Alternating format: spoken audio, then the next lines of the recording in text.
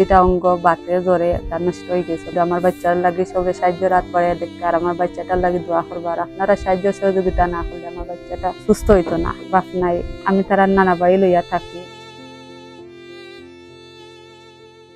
মা ছাড়া দুনিয়াটা পুরো স্বার্থপর। সন্তানদের মায়ের মতো কেউ স্নেহ করে না। মায়ের ভালোবাসার এমন উজ্জ্বল দৃষ্টান্ত রাজনা বেগম। পড়ালেখা উপজেলার নিজ বাহাদুরপুর ইউনিয়নের কবিরা গ্রামের রাজনাকে ৩ সন্তানের মা হওয়ার পর স্বামী ছেড়ে চলে যান। ৩ সন্তান নিয়ে বাবার বাড়িতে সন্তানদের লালন পালন করে আসছেন তিনি। চোখে স্বপ্ন ছিল 2 মেয়ে ও একমাত্র ছেলেকে মানুষের মতো মানুষ করবেন। স্বপ্ন এখন ভেঙ্গে তার খান খান। ছেলে যখন 2য় শ্রেণীতে পড়ে তখন সে অজানা রোগে আক্রান্ত হয়।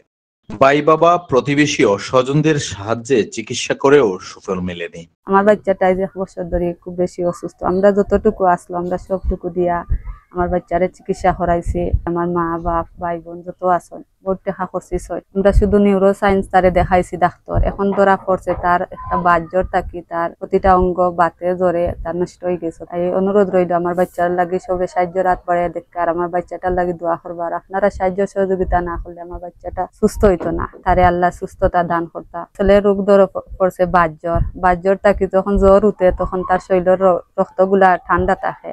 ঠান্ডা থাকি তার রক্ত চলাচল না হওয়ার কারণে তার সর্ব অঙ্গটা আটা চলা সবকিছু বন্ধ হয়ে গেছে। মাথা কথা সবকিছু বন্ধ হয়ে গেছে রোগের রক্ত না চলাচল হওয়ার কারণে। জটিল রোগে আক্রান্ত ছেলে আবিদুল ইসলাম বিছানায় জড় পদার্থের মতো পড়ে রয়ে সারাদিন। আবিদুলের দীর্ঘশ্বাস আর নির্মল হাসি থেকে মা হিসাবে রাজনার চোখ দিয়ে গড়িয়ে পড়ে চোখের পানি। হঠাৎ এমন পরিস্থিতি আর টাকার অভাবে চিকিৎসা করতে না পেরে দুশ্চিন্তায় ভুগছেন তিনি। বাবা থেকেও নেই পাশে, তাই তো একাই ছেলেকে সুস্থ করতে চলছে তার প্রাণপণ যুদ্ধ। এখন ডাক্তার সাহেব কইছেন হে সুস্থ হইব, অনেক টাকা লাগবো। সবর তো বাচ্চা আছেন, ছেলে মেয়ে আছেন, বাড়ির ভাই বোন আছেন, সবর এখন আপন মানুষ ভাবিয়া আপনারা সবে সাহায্য করক্কা। বাপ নাই, আমি তার নানা বাড়ি লইয়া থাকি। আমরা কোনো দেখভাল নাই, আমার দিলাইছেন তার বাপে দিবস দিয়া। ডাক্তার সাহেবে কইছেন 4 থেকে 5 লাখ টাকা হইলে হে সুস্থ হয়ে যাব। আমার কাছে আমরা আসলো, আমরা সব কইলেছি। আমরা কাছে এখন আর টাকা পয়সা নাই তারে চিকিৎসা করানোর মতো। স্কুলের ব্যাগ কাঁধে নিয়ে আর বিদ্যালয় প্রাঙ্গণে যাওয়া হয় না আবিদুলের। দীর্ঘ 1 বছর থেকে জটিল রোগে আক্রান্ত হয়ে বিছানায় যেন এখন তার সঙ্গী। আগের মতো স্কুলে যেতে তাকে দেখতে চান আবিদুলের নানা। চিকিৎসার জন্য তাই চেয়েছেন সকলের সহযোগিতা। আমরা সিলেট, ঢাকা বা বিয়ানীবাজার সকল খানো গেছি, আমরা অপারক হয়ে গেছি। আমরা খুব গরিব মানুষ, অসহায়। আমার পুরীর ঘরের নাতি, পুরীরে জামাইও শাড়ি দিছে, অসহায় পড়ে গেছে। খুব বেশি ব্যবহার আছে, তা কইবার মতো নাই। আমরা রেজুলি হলে আল্লাহ খুব হয় আর আমার নাতি গুতা ভালো হইতে আমিও তো ফাঁস নামাজ ধরিয়া দোয়া আর আমার নাতি গুতা লাগিয়ে একটু সাহায্য হবে যেন আছে তার আমি কইতে পারি না।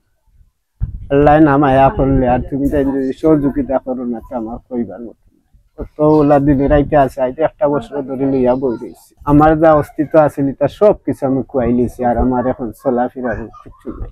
10 বছর তার বয়স, খুব ভালো আছিল, স্কুলে গেছে। অনেকেই ইতিমধ্যে হাত বাড়িয়ে দিয়েছেন সহযোগিতার। আপনিও চাইলে স্ক্রলে থাকা নাম্বারে আবিদুলের মায়ের সাথে যোগাযোগ করে এবং বিকাশ নাম্বারে সহযোগিতার হাত বাড়িয়ে দিতে পারেন। হয়ে উঠতে পারে আবিদুল সুস্থ, আর সেই সুস্থতাই তাকে তার মায়ের স্বপ্ন পূরণে সহযোগিতা করবে।